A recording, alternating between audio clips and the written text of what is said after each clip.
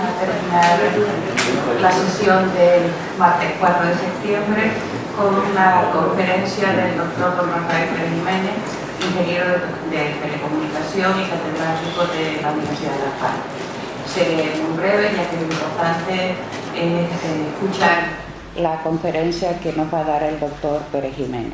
Simplemente destacar la cantidad de proyectos en los que ha participado, tanto a nivel nacional como internacional, las numerosas publicaciones que tiene, que pueden ustedes, quien tenga interés, mirar su currículum vitae en la web, en Google directamente.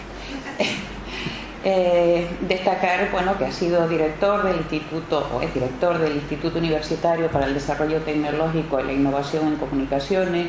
Actualmente dirige tesis doctorales en la Universidad de Las Palmas, en la Autónoma de Zacatecas, en la Escuela Superior Politécnica del Litoral de Ecuador. Entre posiblemente esas investigaciones que podríamos denominar tecnológicas, pues le han llevado también a interesarse por lo que es la historia y la relación entre estos nuevos avances y la sociedad de cada época. Y esperemos que muy pronto lea su segunda tesis doctoral, en este caso sobre historia. Muchas gracias, Rafael, por haber aceptado participar en estas jornadas de investigación, y sin más pasamos a escuchar la conferencia que lleva por título Historia y Tecnología, las telecomunicaciones en Canarias. Bueno, buenas tardes, muchas gracias, muchas gracias, Ana, por la presentación. Y como decía, vamos a acabar la jornada de hoy. No sé si literalmente voy a acabar con ustedes, pero voy a intentar aburrirles lo menos posible dentro de lo que cabe. Y yo quiero, bueno, esto va a ser más o menos el índice de la presentación. Vamos a hablar un poco de poner en contexto de qué estamos hablando. Y para poner en contexto esto, lo mejor es echar la vista atrás y pensar cómo era el mundo antes de tener telecomunicaciones. Y eso nos va a permitir poner en valor la influencia que tuvieron las telecomunicaciones, y más en un territorio aislado como es Canarias. Luego ya entraremos a valorar el periodo que vamos a estudiar, que es desde que se establecen las primeras conexiones en Canarias, a finales del siglo XIX, hasta el principio de la Guerra Civil. Son más o menos 50 años en los que las telecomunicaciones son un actor más en el cambio de la sociedad canaria. Cambio que intentaremos al menos esbozar en las últimas partes de la presentación, junto con algunas conclusiones, y si queda tiempo, pues evidentemente estaré encantado de contestar o intentar contestar al menos las preguntas que me planteen. Esto sería más o menos el cronograma de las cosas de lo que vamos a hablar. Empezaría con la invención del telégrafo comercial en 1835, más o menos, y acabaría con la implantación de los servicios, por ejemplo, de telegrafía o de soporte de aviación en 1974, con una serie de hitos como son, pues, la conexión a Canarias, el establecimiento de los primeros sistemas telefónicos, de los primeros sistemas de radiotelegrafía o de las primeras emisiones de radio en las islas. Y cuando nos planteamos estudiar qué son o cuál es el efecto de las telecomunicaciones, podemos plantear muchos modelos o muchas formas de estudio. Podemos plantear un estudio tecnológico, es decir, cuál fue el desarrollo de esos equipos, que además es algo que probablemente por mi formación quizás sería lo más fácil para mí. Es decir, haber planteado cuál sería el desarrollo de equipos, cuál hubiera sido el despliegue de esos equipos, es decir, más una historia de la tecnología de telecomunicaciones en Canarias. Pero claro, esto sería un tema muy cojo y quedaría muy por encima de los efectos reales que tuviera esto. Fíjense que Canarias es un laboratorio excelente para estudiar cómo cambia una sociedad aislada cuando tiene la posibilidad de conectarse con el mundo. Y eso significa aspectos económicos, como son una revolución en el comercio marítimo, en las comunicaciones navales. Es decir, el hecho de que un barco, cuando llegaba a puerto, supiera o pudiera conectarse con su armador y decirle que iba a llevar una carga a su puerto de origen. El hecho de que, pues, por ejemplo, a nivel estratégico las comunicaciones sirvieran no solamente como un factor de proyección exterior, sino también como una forma de control del propio territorio. A nivel político, estudiar, por ejemplo, el efecto del control de las comunicaciones, de la censura, de los niveles políticos o cómo los distintos actores políticos influían sobre el despliegue de estas telecomunicaciones o cómo se distribuían territorialmente y cuál es la importancia de esa distribución como indicador económico. Todos estos son aspectos que surgen directamente al estudiar estos fenómenos o esta sucesión. Y decía que la forma más sencilla de poner en valor lo que estamos estudiando es estudiar cómo era la sociedad canaria antes del establecimiento del cable, de los primeros cables o de las primeras conexiones telegráficas con la península. Fíjense que estamos hablando de 1880, es más o menos 50 años después de la invención del telégrafo, es casi 15 años después de la implantación del telégrafo en Madeira, por ejemplo, o en Cabo Verde, y estamos hablando de una sociedad profundamente aislada. La conexión con la península de Canarias básicamente era un barco de correo al mes, que la normativa establecía que tenía que permanecer 5 días en el puerto de Las Palmas y 5 días en el puerto de Santa Cruz. Durante esos 5 días, el correo se transfería en carretas o en regatas de mulas a distintos sitios y esa espera de 5 días era para dar la oportunidad de poder contestar a ese correo. En la práctica, por averías, por dificultades en la travesía, era difícil que los barcos cumplieran ese calendario. Y en la práctica, ningún lugar que estuviera más de unas 20 leguas, es decir, más o menos unos 80 kilómetros, era capaz de transmitir esa información. Es decir, cualquier sitio que estuviera en Tenerife, por ejemplo, más allá de Arafo o en Gran Canaria, el límite sería Guía más o menos, más allá de allí era imposible que alguien pudiera contestar al haber recibido una carta en el mismo barco. Todo esto tenía influencia, por ejemplo, en el comercio marítimo. Weissmuller es un investigador alemán que ha estudiado mucho estos fenómenos. Habla de los barcos vagabundos, habla de barcos que salían de puerto e iban recorriendo puertos esperando encontrar una carga.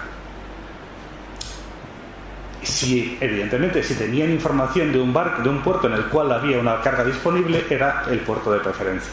Por tanto, tenían más interés en ir a aquellos puertos que sí estaban comunicados frente a aquellos que no lo estaban, etcétera, etcétera, etcétera.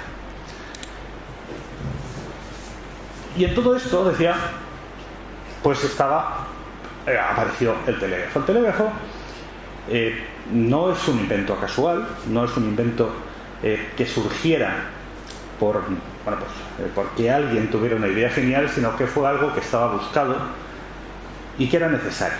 Y era necesario por dos fenómenos, fundamentalmente luego por más, pero por dos cosas fundamentales. En primer lugar, porque en las guerras napoleónicas los ejércitos se hicieron enormes. Estamos hablando de ejércitos de 200 a 300.000 personas, que era casi imposible coordinar. Entonces se buscaban medios de comunicación más efectivos y de hecho en la época napoleónica se desarrolló un telégrafo, que era un telégrafo óptico, que eran sistemas visuales que se conectaban mediante torres de vigía conectadas unos con otros. Claro, eso permitía una cierta comunicación muy limitada, pero después se inventó el ferrocarril. Y con el ferrocarril y las vías únicas era necesario informar de que un tren salía a una hora determinada y no había forma de hacerlo. Entonces, por eso fueron las compañías ferroviarias las que invirtieron en el desarrollo, con esa cosa mágica nueva, recién descubierta, que era la electricidad, de buscar un mecanismo de transmisión de información. Ese es el origen del telégrafo. Telégrafo que automáticamente fue una cosa nueva y maravillosa que se propagó por Europa y cuya nueva frontera fue combinar los continentes, hacer la conexión entre Europa y América. Pongo aquí que es el proyecto Apolo. Realmente pero en complejidad técnica para la época era bastante más complejo hacer un cable submarino que ir a la Luna en los años 70.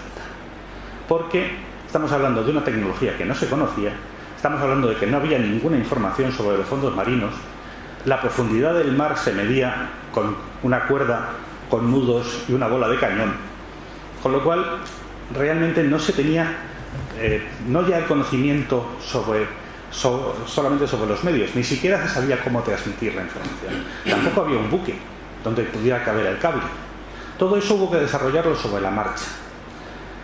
Imagínense ustedes que se hubiera podido reunir para un viaje a la Luna, hipotético, en una nave espacial a los mejores científicos del siglo XX y que hubieran ido desarrollando sobre la marcha las soluciones teóricas para esos problemas. Eso fue lo que hubo que hacer para tender ese cable. Meter en un barco a una serie de científicos e ir resolviendo sobre la marcha los problemas que se fueron encontrando. Y así se consiguió, en 1868, la primera conexión entre Europa y América. Y surgieron cosas, tan curiosas como los usos horarios. Hasta ese momento nadie se había planteado la necesidad de que hubiera horas distintas en distintas partes del mundo, porque la transmisión era suficientemente lenta para que no hubiera una inmediatez. Fue en ese momento cuando fue necesario establecer los usos horarios y las referencias al meridiano Greenwich y demás. En ese contexto surge también algo que es muy importante, que es las telecomunicaciones obligaron a establecer la primera conferencia o el primer organismo internacional permanente de mediación, que fue la Unión Internacional de Telecomunicaciones. ¿Por qué? Porque era la única forma de que la información pudiera traspasar fronteras. Ese precedente de cooperación internacional, que luego ha trascendido a muchos otros medios, también es un fenómeno en el cual España estuvo en primera fila en la creación de este mecanismo de cooperación. Y pongo aquí el mapa de Prusia porque es el que indica la primera unión, el germen de esta unión supuso o partió de los principados alemanes. Si echamos una ojeada al mapa de Alemania en el siglo XIX, pues vemos que simplemente atravesar de un lado al otro de Prusia podría suponer atravesar 10 o 11 fronteras. Evidentemente había que establecer un mecanismo que permitiera que la información fluyera. Si ahora nos vamos al contexto más inmediato, que es el contexto de España, pues el siglo XIX español es un siglo bastante malo. Y todos sabemos que es un siglo marcado por el atraso económico, por la inestabilidad política, por el analfabetismo, que en este caso era un hándicap también al establecimiento de todo este tipo de mecanismos de transmisión, por la falta de tecnología, por la falta de empresa, por la falta de inversiones. Eso hizo que la telegrafía en España se retrasara casi 20 años respecto al resto de Europa. Es decir, en España los primeros telégrafos son de 1855. La ley de telegrafía de ese año establece cómo se va a hacer el mecanismo de transmisión. Hay un concurso para ver si se va a utilizar el sistema Morse o se van a utilizar otro tipo de sistemas. Y siguiendo una tradición muy española se decide que todos a la vez, con lo cual tenemos varias redes que no funcionan, que no son capaces de conectarse entre ellas. Y además se instala una red telefónica cuya misión fundamental es una misión estratégica, es decir, es conectar Madrid prácticamente con el norte, donde acaba de terminar, había habido los últimos coletazos de las guerras carlistas, y con el sur, con la zona del estrecho, más que por otro tipo de factores económicos y demás. El brigadier Maté, cuya foto está ahí, fue el encargado de diseñar esta primera red y establecer esa transmisión. Ese modelo de telegrafía fue poco a poco evolucionando, y después de una serie de vicisitudes llegamos al establecimiento a que alguien se dé cuenta de que es necesario conectar Canarias con la península. Y el problema, y es una de las cosas que primero nos damos cuenta cuando estudiamos este fenómeno, es que realmente hasta prácticamente 1880 nadie tenía el más mínimo interés en conectar Canarias con la península. Es decir, Canarias era un punto de paso para lo que de verdad sí se quería hacer, que era trasladar un cable a Cuba. y la gran obsesión de los gobiernos españoles de la época era conseguir enlazar España con las Antillas. Y para eso podía ser Canarias un punto intermedio, pero no, desde luego no era un objetivo. Entonces, toda la inversión posible en hacer esa transmisión a Canarias quedaba bloqueada porque se intentaba hacer una cosa mucho más ambiciosa, que era lo que llamaban los medios internacionales de la época el cable español, como alternativa al cable noratlántico. Era un cable que saliera de España y llegara. Eso bloqueó lo que sí hubiera sido posible, que es hacer un cable de la península a Canarias. Pero realmente no, económicamente no había un interés real por esa inversión. En 1839 se establece ya de forma definitiva el cable a la conexión a Madeira, y en ese momento el Estado español, el Reino de España, decide que empieza a ser urgente de verdad hacer la conexión a Canarias. Y saca una ley específica en 1880 que ya no es un concurso para unir España y las Antillas, sino es un cable para la conexión con Canarias. Y se saca un concurso público para intentar resolver esa conexión. Cable o concurso que queda desierto 4 veces consecutivas por falta de ofertas, lo cual es una buena muestra de que no había una luz precisamente de interés en esta materia. Decía antes, ¿qué es lo que resuelve esta situación? Hablaba antes del cable a Madeira. El gran tenedor, el gran poder detrás de los cables submarinos en el final del siglo XIX era el Reino Unido. Tenía, en un momento dado, llegó a tener cerca del 85% de las conexiones telegráficas. Y el Reino Unido había llegado a un acuerdo con Portugal, por el cual Portugal le cedía el uso exclusivo de sus archipiélagos como punto intermedio de conexión. Esos archipiélagos, Madeira, Azores y Cabo Verde, se convirtieron por tanto en los puntos de apoyo de los cables que conectaban tanto el Reino Unido con sus posesiones africanas como con América del Sur. Y eso hizo que las otras potencias tuvieran que buscar un punto de apoyo similar. Y el único punto de apoyo similar, evidentemente, para conectar Europa con África era Canarias. Ese punto de apoyo fue lo que hizo que una compañía francesa fuera la que realmente pusiera el dinero para hacer posible la conexión del cable a Canarias. Porque realmente su gran objetivo era tener un cable a Senegal y usaba Canarias como punto de apoyo. La Indian Rubber Gutta Percha Company, que fue una compañía que tenía dirección británica pero cuyo capital era mayoritariamente francés, fue la que por fin acometió esta obra, esta inversión. Y fue la que hizo posible que en 1883 Canarias se conectara al mundo. ¿Qué ocurrió? Bueno, pues una cosa que también es muy propia y que no nos extraña a los que seguimos trabajando en este tipo de cosas, y es que cuando se planteó esta infraestructura, evidentemente se convirtió en un debate político sobre por dónde tenía que ir ese cable. Y el debate político era cuál era el punto de amarre que tenía que tener ese punto en Canarias.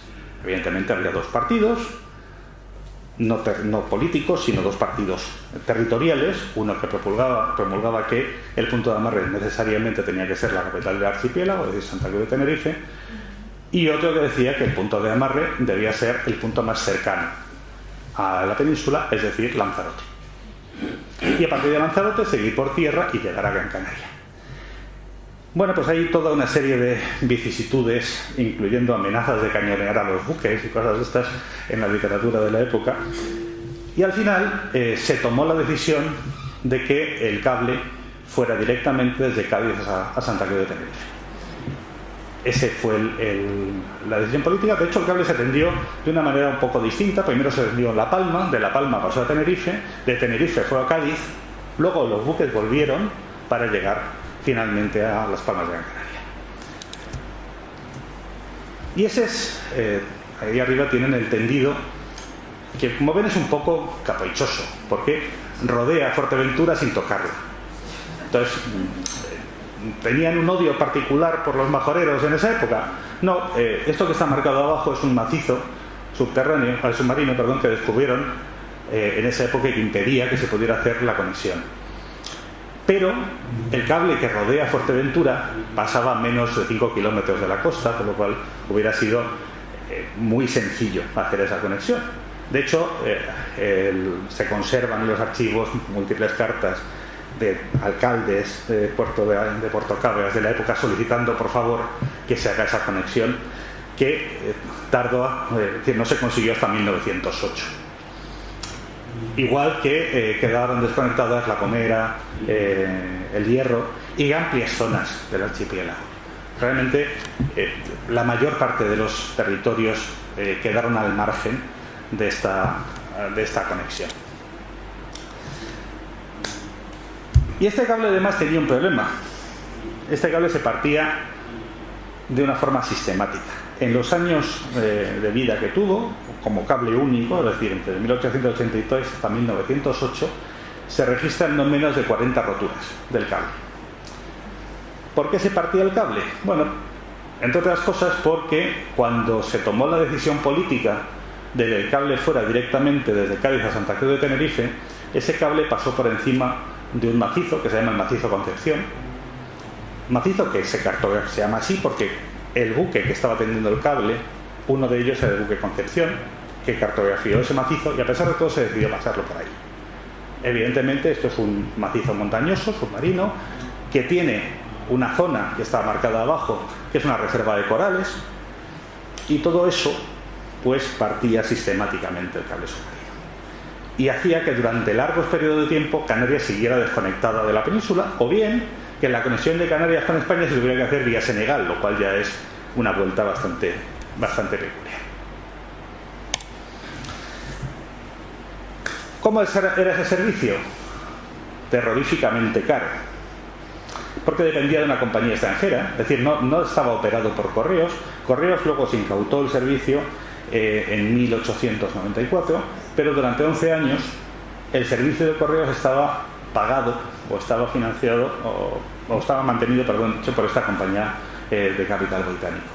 Eso significaba que un telegrama de unas 20 palabras a la península costaba unas 4 pesetas. El sueldo medio de un trabajador, de un obrero, sin cualificar en Canarias era de 1 peseta al día. Por lo tanto, si hacemos una transición directa y con la paridad precio-compra que se suele fijar para esa fecha, estaremos hablando de unos 20 euros por telegrama entre Canarias y la península. Por tanto, era prácticamente inaccesible para la población en general. ¿Quién usaba los telegramas? Básicamente las grandes compañías, los grandes intereses de exportación frutera, las grandes compañías navieras y la administración.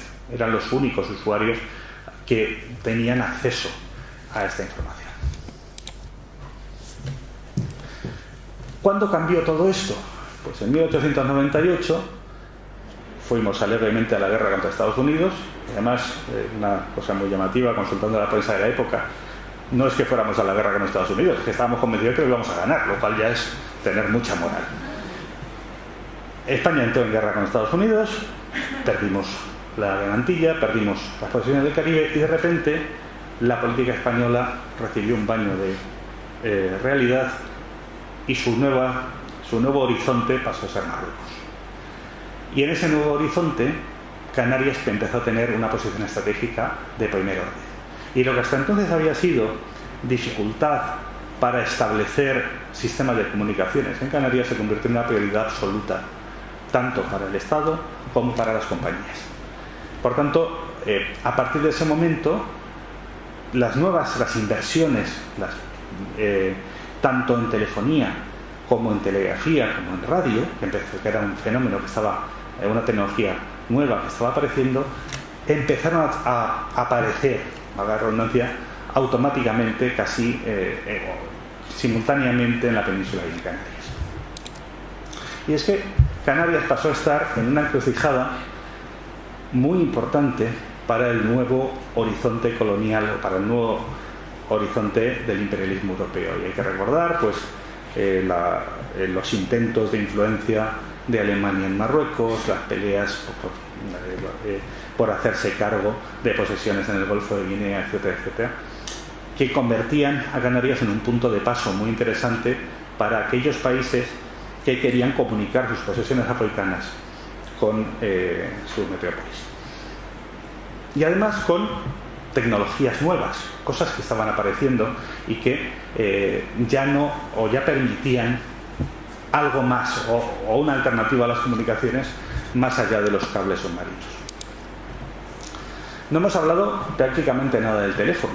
El teléfono ya existía. El teléfono se inventó en 1876, es la patente del teléfono, y prácticamente a principios de la década de los 80 ya empezó a haber teléfonos. En 1880 ya se plantea el Estado la necesidad de regular el teléfono. Y en ese modelo de alternancia entre liberales y conservadores ocurre, y es lo que intenta mostrar esa transparencia, que hay un baile de modelos de telefonía. En 1882 se decide que el teléfono se va a explotar de forma privada. 2 años después, los conservadores deciden que no, que el teléfono va a ser un monopolio público. Otros años después se decide que no, que realmente van a ser compañías privadas. 4 años después se decide que no, que realmente va a ser un totum revolutum donde va a haber de todo. Y ese es el modelo que se consagra en España. Y es el modelo que dura en España hasta que se implanta el monopolio de Telefónica en 1924. Es un modelo que consagra todos los modelos que hay en Europa a la vez. Es lo que Ángel Calvo llama un modelo de regulación sin regulador independiente. Porque Correos, que es quien tenía que haber hecho de regulador, realmente lo que quiere hacer es quedarse el monopolio y se incauta a las compañías. Entonces sería equivalente a que un partido de fútbol el árbitro tirara los córners. Pues era más o menos el modelo de regulación que se implantaba en España. Además, la legislación telefónica decía una frase maravillosa. Es decir, decía textualmente: podrán hacerse cargo de concesiones telefónicas empresas, administraciones y entidades. Entidades es todo. Por lo tanto, se pueden hacer cargo de compañías telefónicas, diputaciones, cabildos, mancomunidades, agrupaciones vecinales. Cualquiera podía montar una compañía telefónica. Conseguir que esas compañías interactuaran entre sí, se pusieran de acuerdo en estandarizar equipos o simplemente la interconexión, era uno de los trabajos de Hércules, evidentemente. Eso hizo que el despliegue del teléfono en España fuera muy limitado, muy tardío y con una calidad técnica muy deficiente. Si vemos la situación en 1910, nos encontramos con que había 4 grandes compañías: la Red Telefónica de Las Palmas, que era de capital británico, la Red Telefónica de Arucas, la Sociedad de Teléfonos de Tenerife, fundada por la iniciativa privada de los notables en esa época de la isla, y la Sociedad de Teléfonos del Valle de la Orotava. Hay algo que además es una constante y que viene también si observamos el despliegue de las líneas telegráficas. Es decir, no se sigue un criterio de decir dónde está la población. Realmente lo que se está conectando es dónde están los cultivos. Lo que se está conectando son las zonas donde están los grandes cultivos de exportación, donde están las plataneras. Esa es la zona que se cubre, porque lo que se pretende es conectar esas zonas con los grandes puertos para facilitar la exportación de esos productos. Muchos de estos teléfonos, si analizamos la propiedad, son de teléfonos que van de almacenes a viviendas o de almacenes a locales comerciales. No son teléfonos que estén en uso por particulares. Es un esquema que también se reproduce en la isla de La Palma, donde hay desde el origen 2 líneas telefónicas. Prácticamente en La Palma son de las primeras líneas telefónicas de Canarias, que van desde Santa Cruz a Los Llanos por un lado y a Mazo por otra parte. Pero siguen el mismo esquema y son los grandes propietarios agrícolas los que están detrás de esas líneas. Ocurre también en La Gomera. La primera línea telefónica de La Gomera la establece una sociedad británica para conectar sus plantaciones con un pescante que se monta en Hermigua y otro propietario platanero, que es el cacique de la zona de Arure, quema esa línea telefónica porque le hace la competencia y tiene que enviar el gobernador civil a la Guardia Civil para proteger a los postes telefónicos, lo cual no deja de ser bastante peculiar. Si vemos cuál era la distribución de esos usuarios, pues arriba tenemos en 1895 el número de teléfonos en manos de particulares era algo más de un 20%. El resto fundamentalmente empresas, centros de ocio, es decir, clubes, algún club social y demás, las administraciones y profesionales liberales, abogados, médicos, que eran la gente que tenía realmente el poder adquisitivo para mantener esto, que era muy caro. Es decir, realmente el mantener una línea telefónica era un lujo caro. Si nos vamos a 1913, es decir, pues casi 20 años después, el porcentaje de particulares ha subido, pero estamos todavía rondando un 40%. Si analizamos esto ahora, en España, pues el porcentaje de teléfonos en manos de particulares es cerca del 80%, que es el porcentaje habitual. Y el resto, el otro 20%, está repartido entre administraciones, empresas y demás.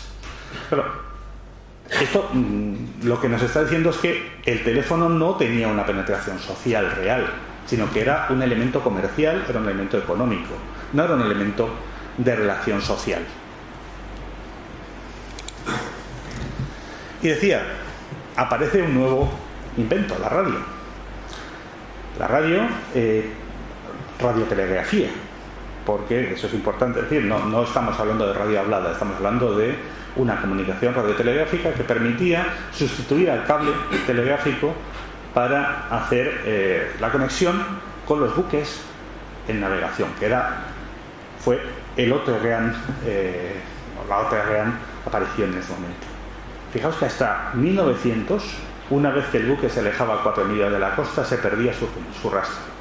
Podía desaparecer y nadie podía saber si ese barco se había hundido o no, salvo que se hundiera cerca de una costa y alguien encontrara sus restos. Es decir, era muy común que los barcos desaparecieran, que no se tuviera noticias de ellos.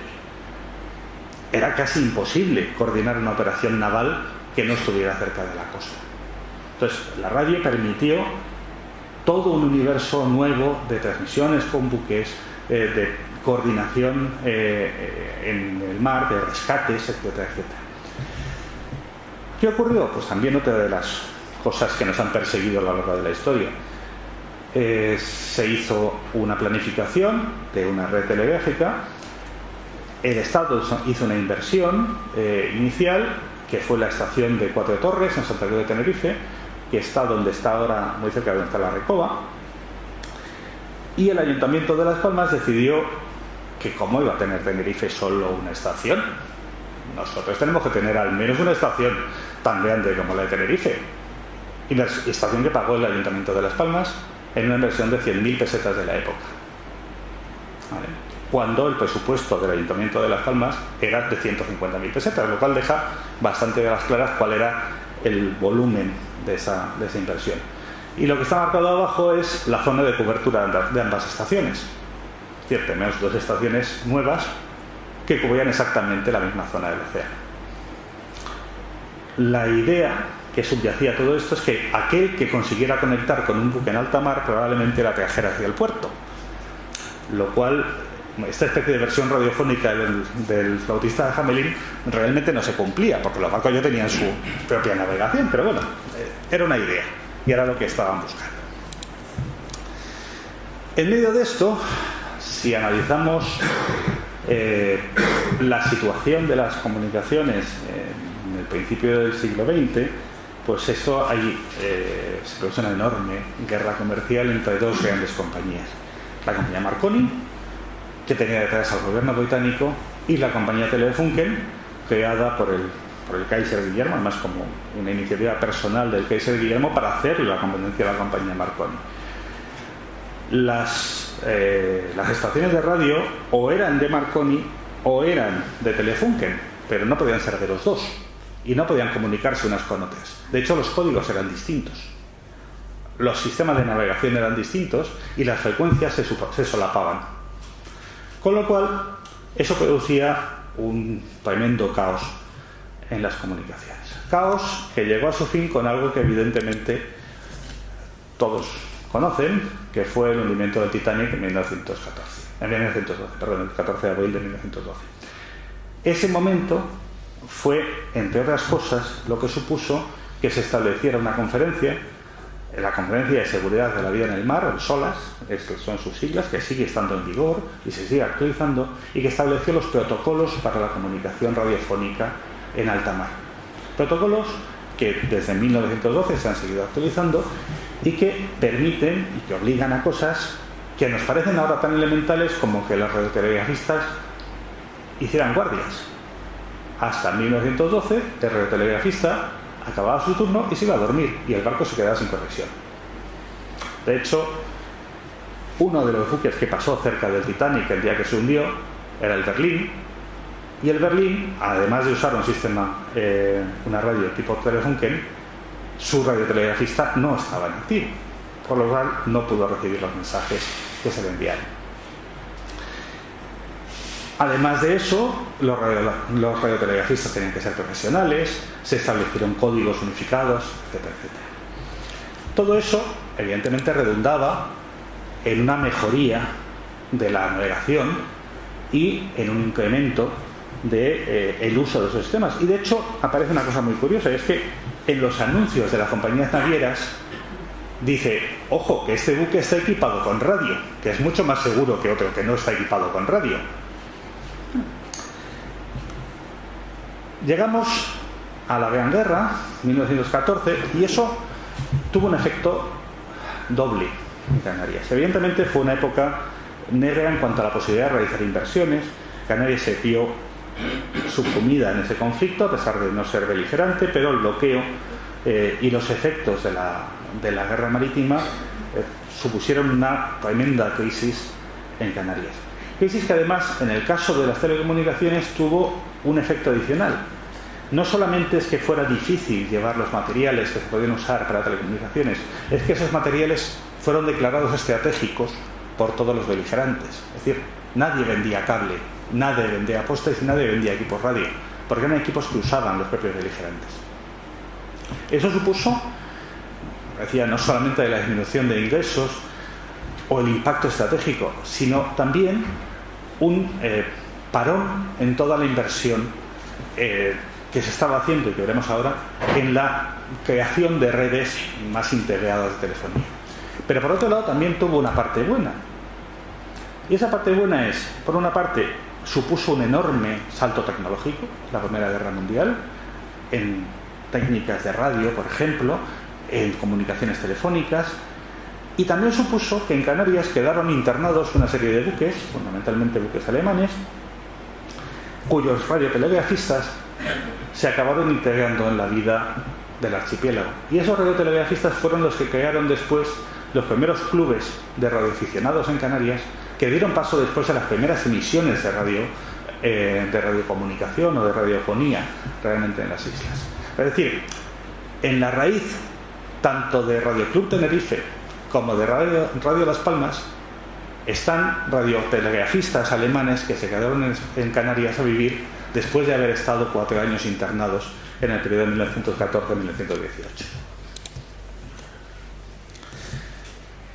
Hablamos, decía antes, después de la guerra, por fin las islas pueden empezar a plantear la necesidad de cubrir su propio territorio. Y cubrir su propio territorio era, evidentemente, ya no se hablaba de una red telegráfica, pues no tenía demasiado sentido, y lo que se quería era una red telefónica. En una encuesta que se hizo en 1910, se hablaba con distintas autoridades insulares y prácticamente todas coincidían en una cosa, que lo que necesitaban era una red o redes telefónicas que conectaran los distintos municipios de las islas. Claro, eso hasta 1919-20 era casi imposible. Lo que tenemos en esta transparencia nos muestra dos modelos contrapuestos de desarrollo. En Gran Canaria, el Cabildo se inhibió del tema de la red telefónica. Se creó una comisión, pero realmente no tomó ninguna decisión y se siguió con el mismo modelo de dos compañías. La compañía de Las Palmas, que ahora era municipal, se había expropiado la compañía británica original, y la red de Arucas, que llegaba prácticamente pues hasta el puerto de Sardina, Galdar. Y Tenerife, el Cabildo fue extraordinariamente activo en montar una red telefónica insular. Red telefónica cuya idea era que llegara a todos los municipios y prácticamente a todos los puntos habitados de la isla. Eso supuso una inversión cercana al 1.000.000 de pesetas de la época. Es la gráfica que se muestra arriba. En dos grandes picos, es decir, un primer periodo en 1919 y otro segundo gran pico de inversión en 1922. En esos años, pues se consiguió prácticamente hacer que el tejido de comunicaciones, la red capilar, llegara a todos los puntos habitados de la isla de una forma además muy permeable, es decir, era una red atendida de forma pública, una red muy pegada al terreno. En muchos casos eran teléfonos particulares o eran teléfonos que se instalaban en casa de alguien que se hacía cargo de la red y que daba servicio a sus vecinos. Esa red siguió estando después, como veremos, en activo prácticamente hasta 1938. Fue de las pocas redes que no se incautó Telefónica cuando se estableció el monopolio de telecomunicaciones. Y hay que decir otra cosa también, ese volumen de inversión del que hablamos arriba es un volumen de inversión tremendamente alto para las posibilidades económicas de la época. Es decir, para un presupuesto que tenía el Cabildo, por ejemplo, el año 19, que apenas rondaba el 1.000.000 de euros, estamos hablando de una inversión de 1.000.000 de pesetas, pues una inversión de 120 o 130.000 pesetas. Entonces, realmente que una administración invirtiera sistemáticamente más de un 10% de su presupuesto en una obra de estas características dice mucho del interés que tuvo el Cabildo de Tenerife en esta instalación. Instalación que luego se vio subsumida con un modelo general, que es el modelo de Telefónica, que es lo que llamo aquí el monopolio natural, porque realmente en prácticamente toda Europa los teléfonos eran un monopolio. ¿Eran un monopolio estatal o eran un monopolio de una compañía pública? El caso español, nuevamente, es un caso original, porque es una compañía completamente privada, la ITT, la que se hace cargo del monopolio mediante un contrato que le otorga de una manera, digamos, no demasiado clara, el directorio de Primo de Rivera. Esa cesión de ese monopolio, al cual se ve además perlado con una serie de privilegios, como que Telefónica podía expropiar las compañías, tenía la posibilidad de declarar el territorio que necesitara o expropiar las propiedades que necesitara para establecer sus líneas. Se le concedió la exclusiva de servicios que incluso todavía no estaban en vigor en España, como por ejemplo cables submarinos, etcétera, etcétera. Todo eso se le dio a Telefónica, a esa compañía internacional, de una forma casi, digamos, muy liberal, con una inversión que no fue demasiado grande por parte de ITT y sin prácticamente derecho a restitución por parte del Estado.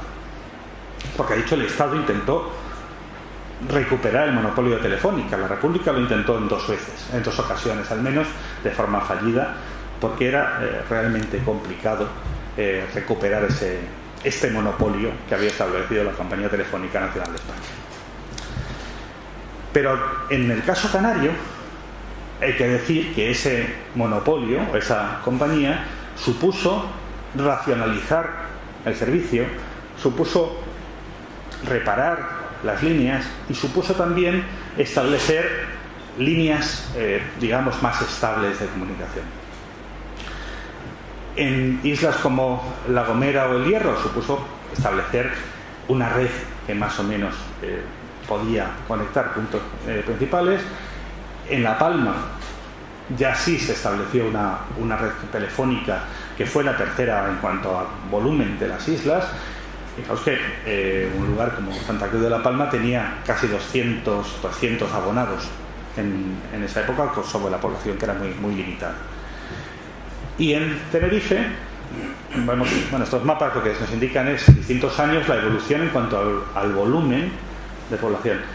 Decía, en Tenerife lo curioso es que Telefónica mantiene la propiedad de la red telefónica del Cabildo. No es hasta la Guerra Civil, hasta el año 38, en que Telefónica se incauta la red del Cabildo de Tenerife. ¿Por una especial amor a la red telefónica del Cabildo? No, simplemente porque era una red que en términos económicos era muy cara. En esas líneas que estaban en pueblos, el total de abonados nunca llegó a superar los 700.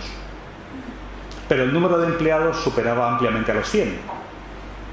Y había que mantener varios centenares de kilómetros de líneas de cable. Eso evidentemente era algo que a Telefónica, pues, si se lo hacía el Cabildo, pues no se iban a preocupar.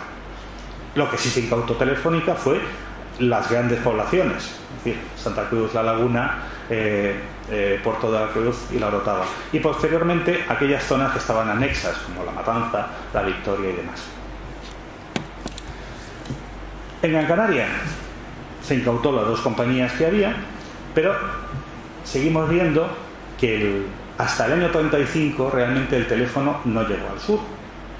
Y ni siquiera en el año 35 se cubrían zonas pues, como Artenara, la Aldea, Tejeda. Es decir, es lo que podemos denominar esas islas dentro de islas, es decir, esas islas de comunicación, que eran zonas que seguían estando fuera del interés económico, que seguía estando concentrado en la zona útil agrícola del norte de las islas. Si analizamos lo que nos muestra esta gráfica también de la población, del incremento de abonados, pues vemos que prácticamente se triplica en el periodo de 1925 a 1935, pero con algo muy llamativo, y es que originalmente cuando llega Telefónica el número de abonados no sube, al contrario, baja y desciende por una cosa muy sencilla. En primer lugar, porque Telefónica hace un trabajo de verificación de las líneas. Dicho en otras palabras, empieza a destapar fraude, empieza a destapar a aquella gente que se ha conectado, o varios teléfonos conectados en la misma línea, y que no pagan teléfono, evidentemente, y Telefónica empieza a desconectarlos. Y eso hace que en sitios como Lanzarote se pase de tener casi 70 abonados a 10. Pero por otro lado, también impone una nueva política de tarifas. Y eso en Las Palmas tiene un efecto muy perverso. Y es que Las Palmas y el puerto son dos centrales separadas. Y desde entonces llamar desde el puerto a Las Palmas pasa a ser una conferencia.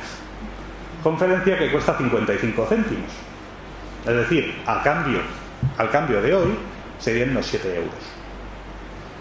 Claro, era realmente prohibitivo y a mucha gente eso también les hizo retraerse del uso del teléfono. Algo que se corrigió a partir del año 30, también porque hubo una serie de, podríamos llamar, movimientos de consumidores a banda LED que provocaron un boicot a Telefónica y ante el cual Telefónica también reaccionó bajando o cambiando esas tarifas. La parte buena, como decía antes, Telefónica introdujo una serie de servicios que si no hubiera, que las compañías que había antes nunca hubieran tenido el músculo ni económico, ni científico, ni tecnológico para poder acometer. Cosas como la conexión mediante un cable submarino entre Santa Cruz de Tenerife y la isla de Gran Canaria. Cosas como el establecimiento de un canal radio telefónico entre Canarias y la península. Es decir, pasó a ser posible llamar por teléfono a la península.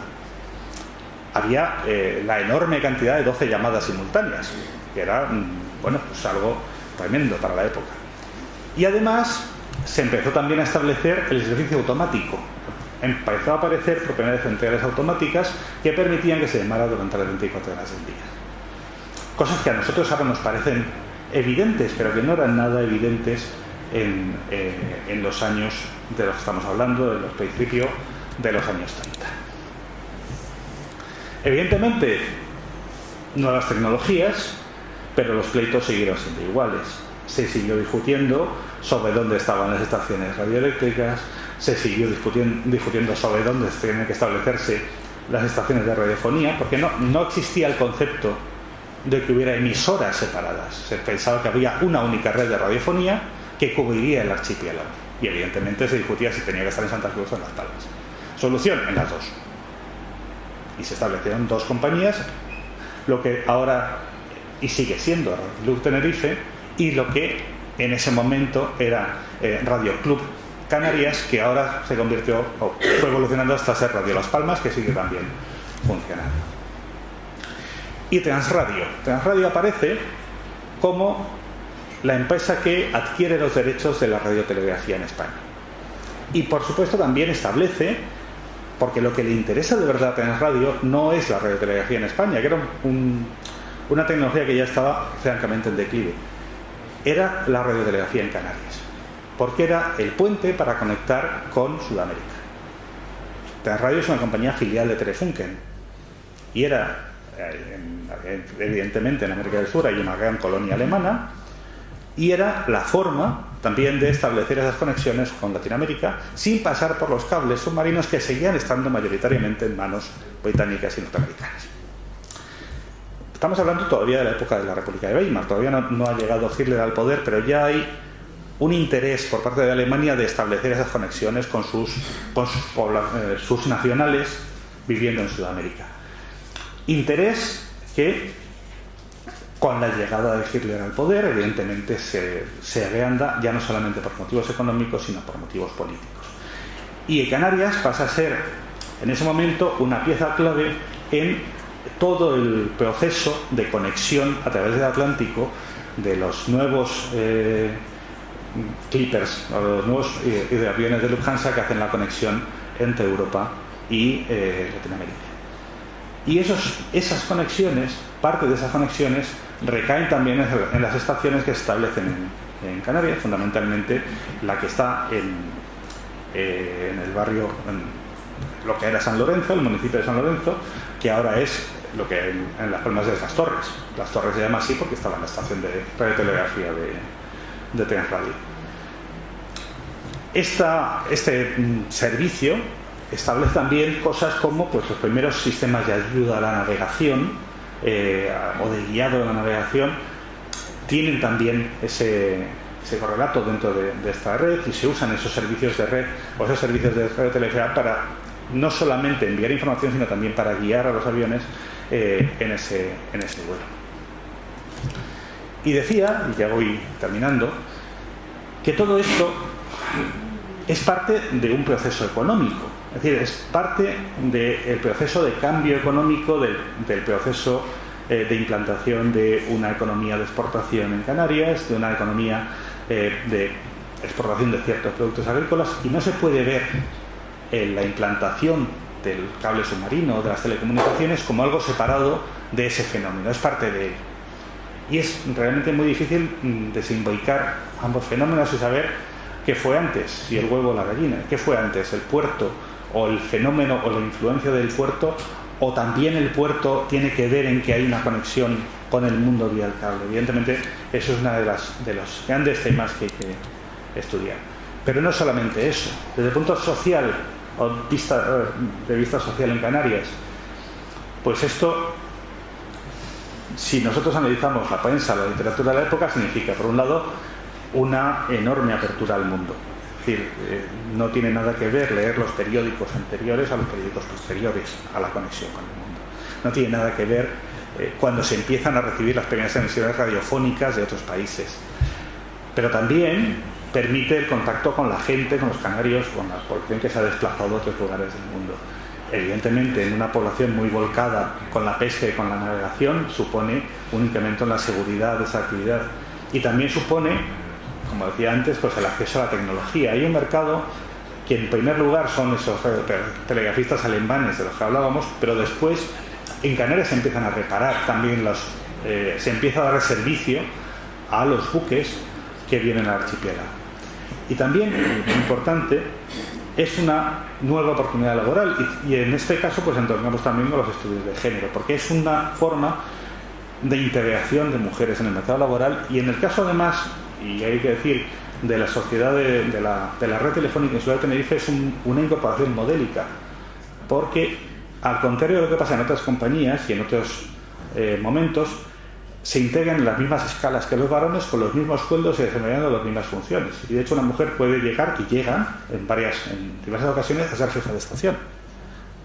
Con lo cual, no es, tampoco vamos a decir que los dirigentes del Cabildo de Tenerife fueran ardorosos sufragistas, pero sí hay una, digamos, una conciencia en cuanto a esa capacidad laboral. Y también es importante decir que en el cuerpo de telégrafos, quizás es una casualidad, pero el mismo día que llegó el cable a Canarias fue el día que se aprobó la incorporación de mujeres al cuerpo de telégrafos. Y había mujeres telegrafistas. En una escala particular, no estaban integradas en la misma escala que como en el caso que decíamos de Telefónica, pero en un momento, en un universo en el cual las oportunidades laborales de las mujeres eran muy escasas, esto abría una ventana de trabajo. Por ejemplo, en el cuerpo de correos, que era el cuerpo gemelo al de telégrafos, no estaban integradas mujeres. Sin embargo, sí podían ser telegrafistas. Todo esto también es una cosa que merece la pena estudiarse.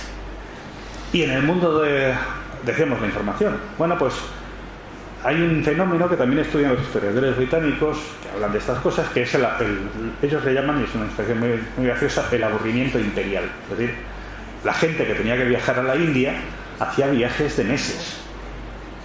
Esos viajes de meses, pues evidentemente cuando estuvo disponible la posibilidad de recibir información por radio, pues se hacían menos aburridos. Y hay toda una literatura que son los periódicos que se editaban a bordo de los paquebotes, que recibían información diaria desde las estaciones del Reino Unido, a los cuales se añadían también la estación de Tenerife, en este caso, emitía una serie de mensajes telegráficos con los cuales se componían periódicos a bordo.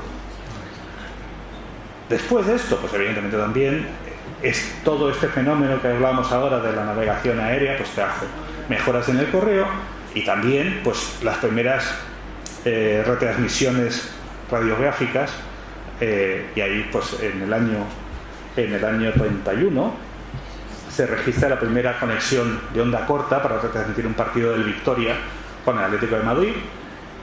Es la primera vez que se da esa retransmisión en directo de un partido de fútbol de un equipo canario en la península, con escaso resultado porque el Victoria pierde 4-0, pero bueno, ¿qué vamos a hacer?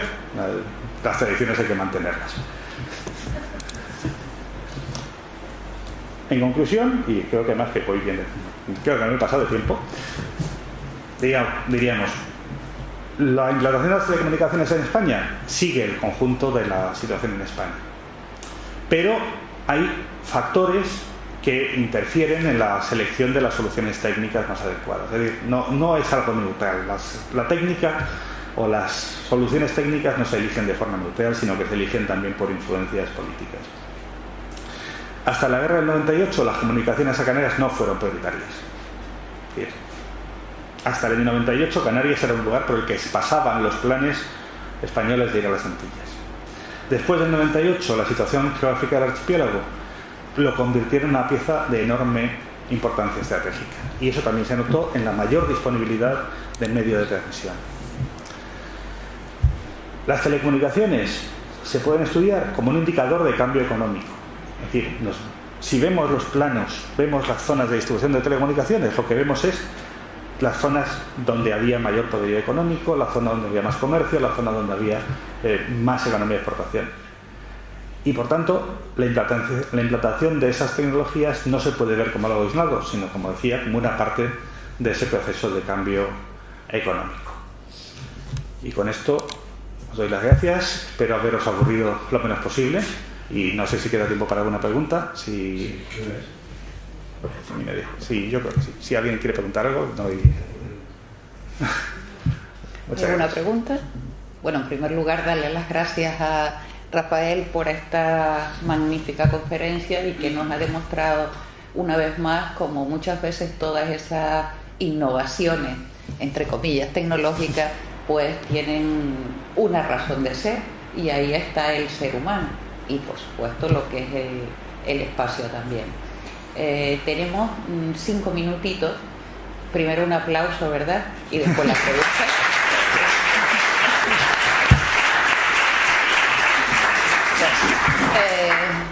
¿Hay alguna persona que quiera hacer alguna pregunta? Si levantan la mano, lo voy contando y le voy dando la palabra. ¿Alguien más?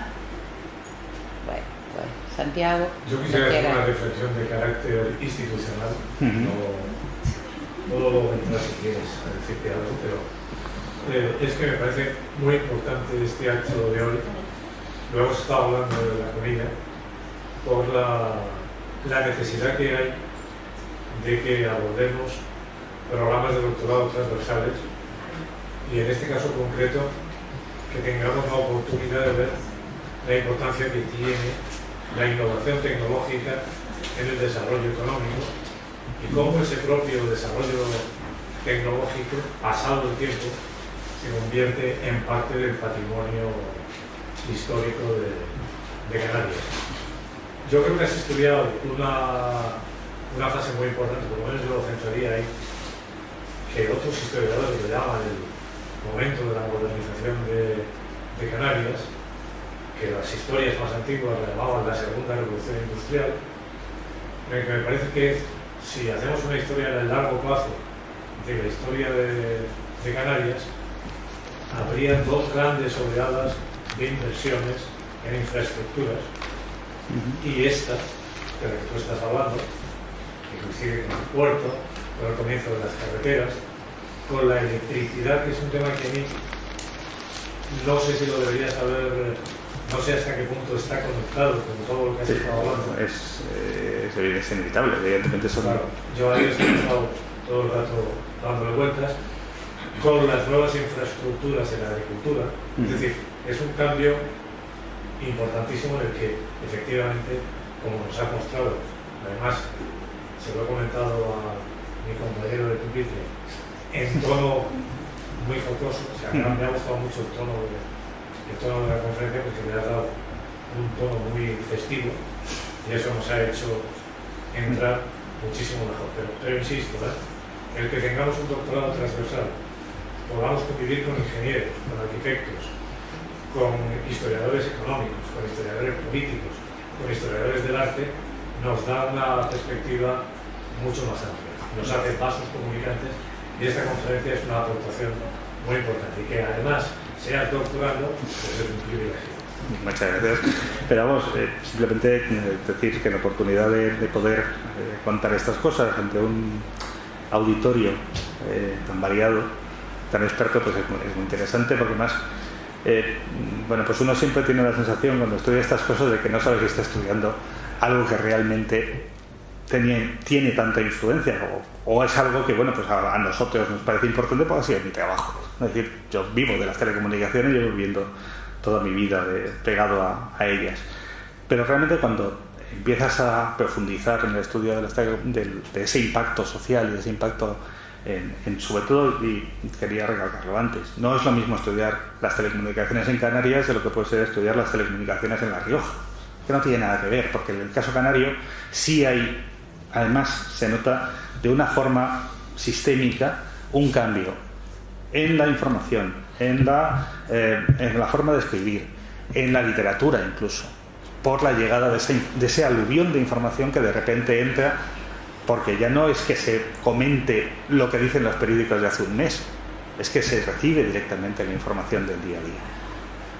Después, cuando llega la radio, evidentemente, eso de poder oír las nuevas tendencias musicales, etcétera, etcétera, de forma directa, también es algo que, bueno, pues yo no creo que yo pueda estudiar en su conjunto, pero sí creo que puede permitir que otra gente, otros historiadores más expertos, también aprovechen este trabajo para luego continuar en esta línea, y eso es algo que, bueno, pues me encantaría poder participar o poder colaborar en ello.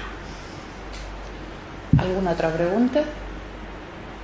Bueno, como hemos cumplido el tiempo exacto, darle las gracias por la asistencia, dar las gracias especialmente a Rafael y emplazarles para mañana, recordarles que iniciamos la sesión a las 9 en punto de la mañana. ¿De acuerdo? Buenas noches.